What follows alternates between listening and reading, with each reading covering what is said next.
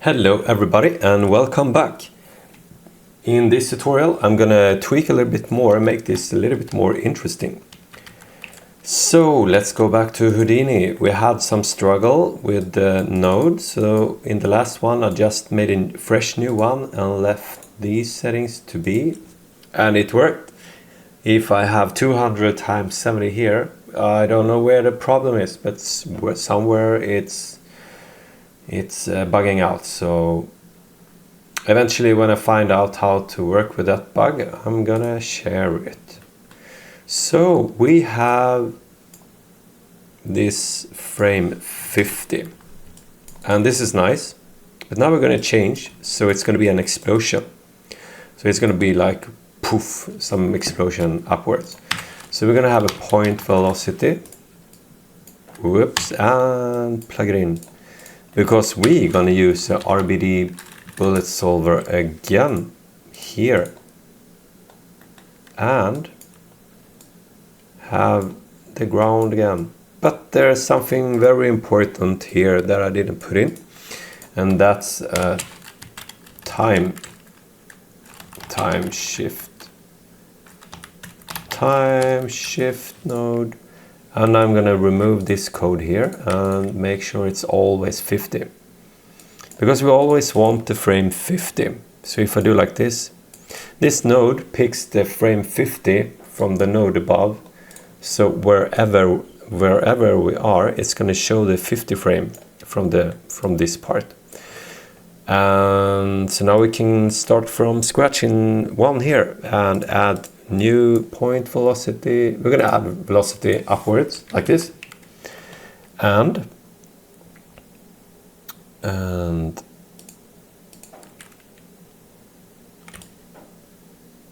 here's stuff happening.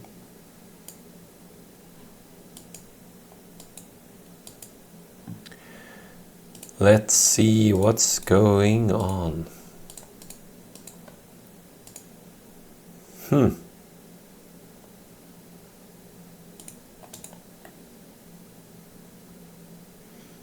So we're gonna make attribute. Let's see, at delete we want to remove some stuff here, orient, put, and all this stuff. So we kind of made it. We'll have position and name, and we're gonna add velocity, and now we have a fresh one. So we have the point velocity, and it's actually adding velocity upwards.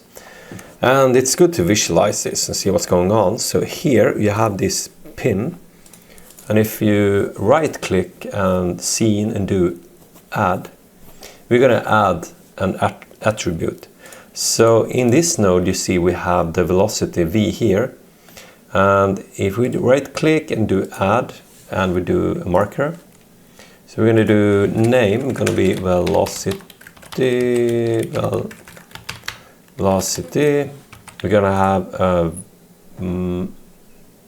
marker, style going to be vector, and the attribute going to be our velocity. And now we can see the velocity we are adding here. So this is super nice.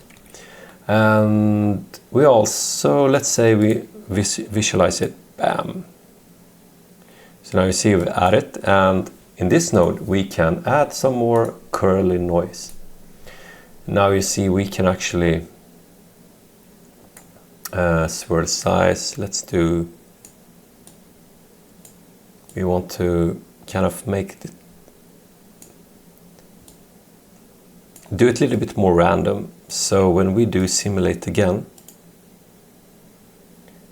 you see it's more interesting. So we can remove this visualization thing.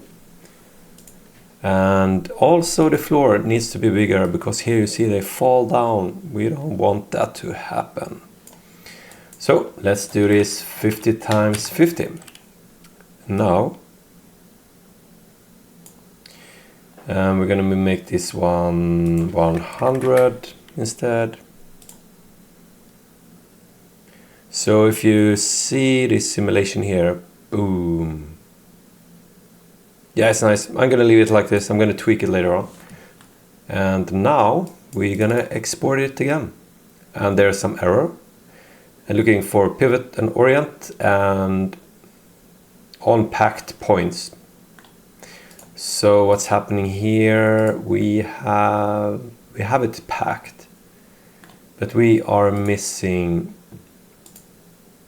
in the output the attribute pivot and orient. That's what the error was asking for. They wanted pivot and orient in the output attribute. They were missing on points. So we go back and it should be okay. And hopefully, fingers crossed, this works from 1 to 100. We had a problem in the last tutorial, and fingers crossed it works. Some kind of bug. So now we're simulating from 1 to 100.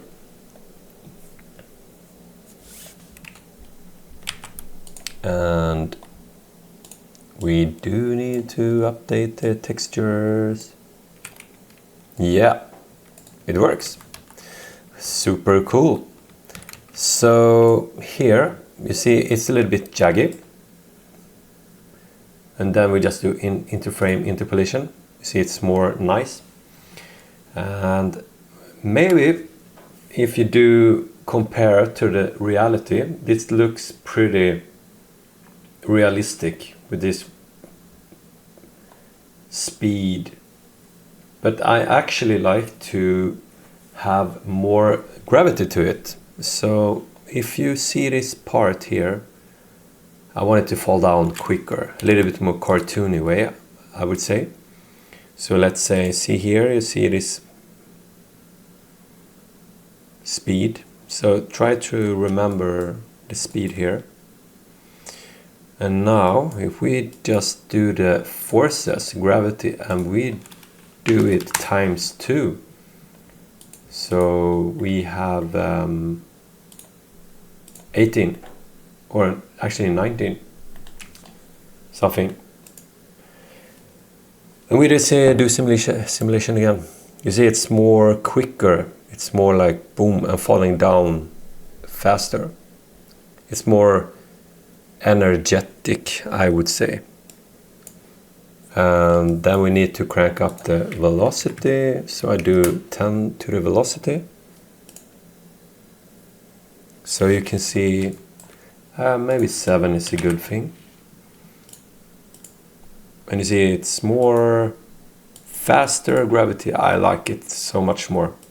And we also have this curly thing going on here that makes it go a little bit in different directions.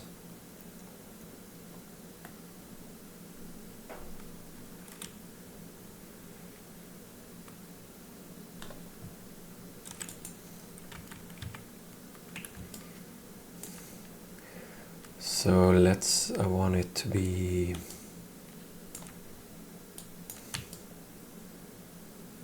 let's see if this works. Yeah. So let's see here.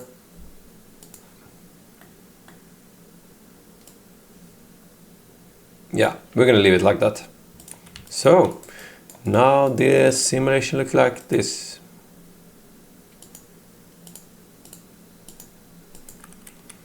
So here you have the previous one. It looks a little bit slow.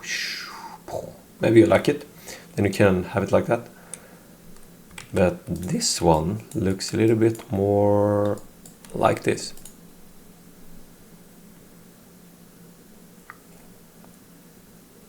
Of course, personal preference. So render it all and see how it looks in Unity.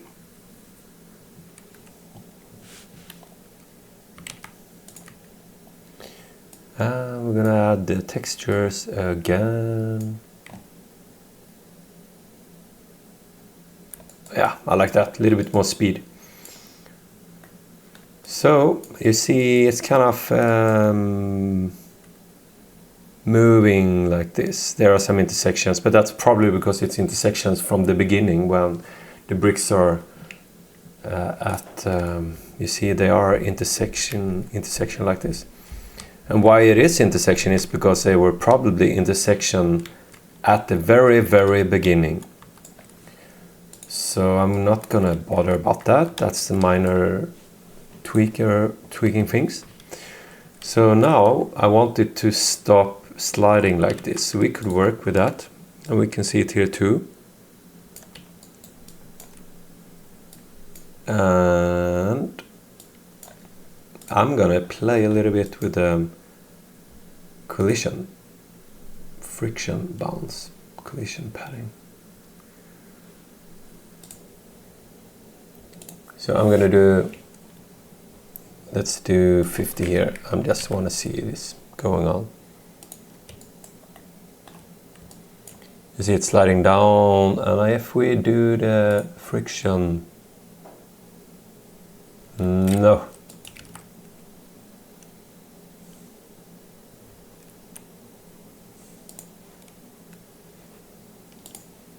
So in the properties, if you see here, they kind of sliding like this. And if I do 75, you see it even more. In the end, it's sliding.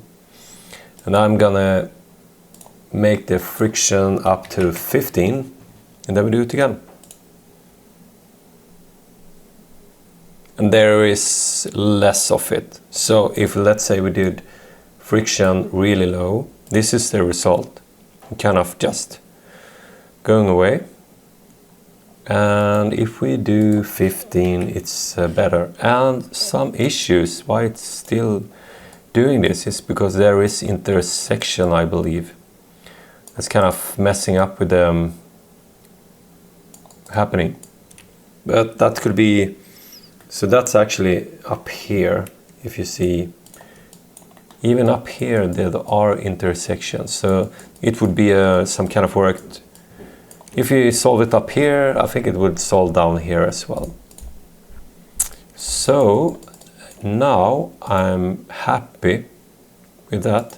And I'm also gonna kind of pause the simulation here. So at, let's say 60. In 60, I'm happy. So I'm gonna do an RBD configure. And in here, you see active. So it's active at 60. And I do Alt, left click. And on 61, I do not active. So if you see here, so you see here, it doesn't move anything because I put all the 200 points and made them not active at 61. So I kind of just freeze the animation. So I'm happy with this. So what I want to do now, I want to add some more things to this. So the result is this.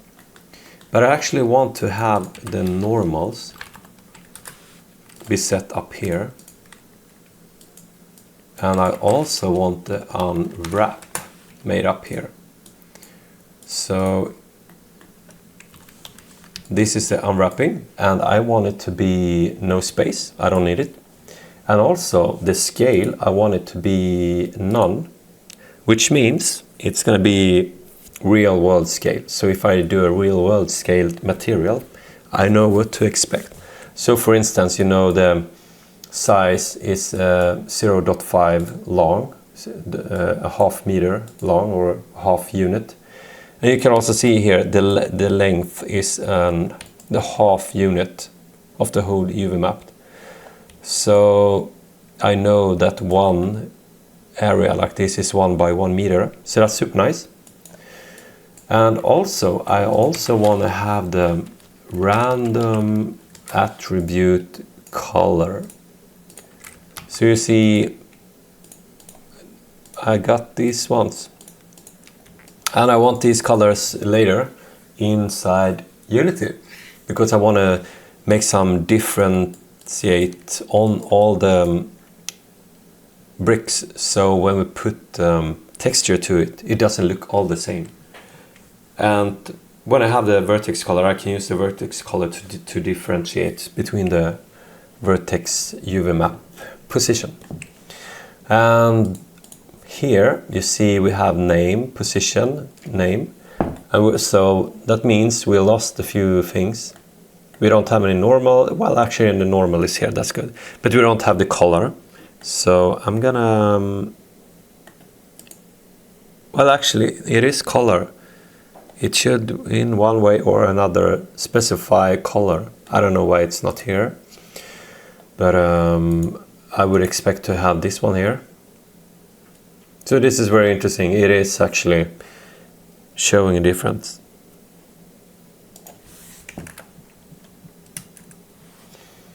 I'm gonna assume I need to put it because that's what I've been experienced before. And later on, we need to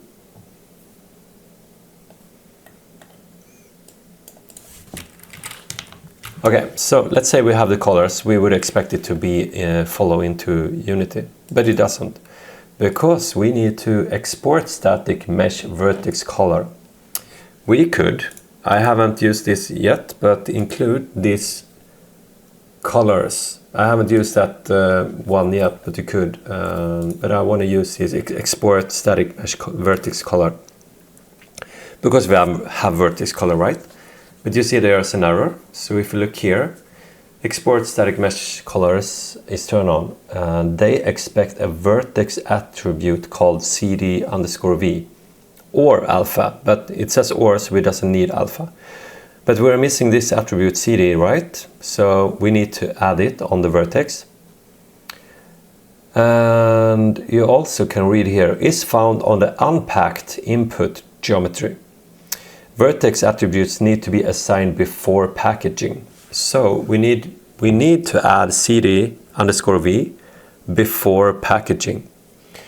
And actually here, okay, and this one is, it's recommended to use the cache, but we're not doing it. So this is where we pack it, right? So we need to do an attribute transfer here. No, sorry, attribute promote. And here we need to do from point, because they want on vertex, they want the color, and they want the name to be CD_V, like this. And we're going to keep the old one. So now you can see this is a packed primitive. And here you can see we are missing the CD_V on the vertex, even though we made it up here. We do like this. CD promote to CD_V. CD_V. So we just need to add it here, transfer attributes. We also want to include this one. And now it should actually work. So in here, you see no error, only this one we expect, we're not using cache. So we're going to render,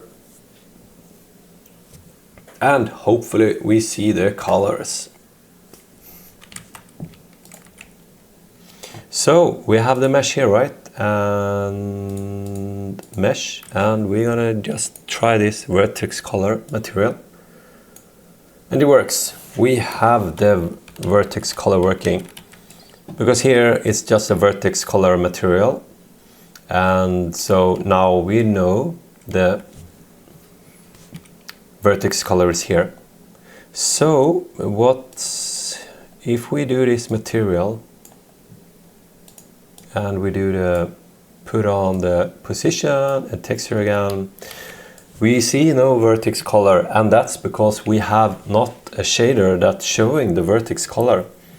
So this is the thing, you have the material is here, and here you can see the shader it's using.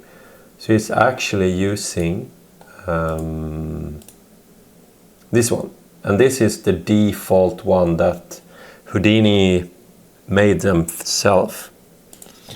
So here you see in the packages, side effects, Vertex Animation Textures, you see shaders.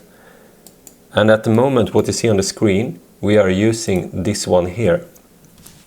But we're gonna, this one is only meant to be a default shader. So we're gonna copy this one and put it next to our other files.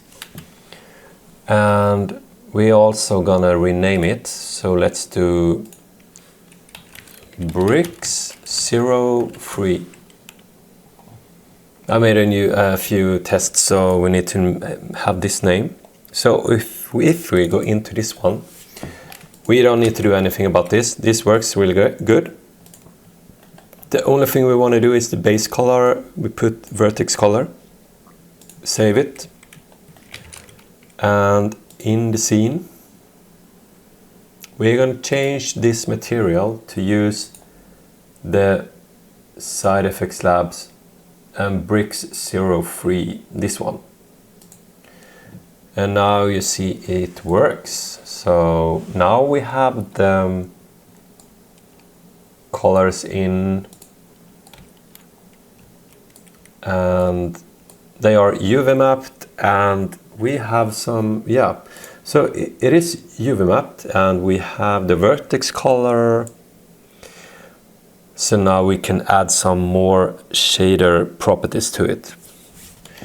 So I'm gonna stop here, and in the next tutorial I'm gonna make brick material that we can add to this to make it look more like bricks. So I really hope you found this valuable, and thank you for watching, and see you in the next one.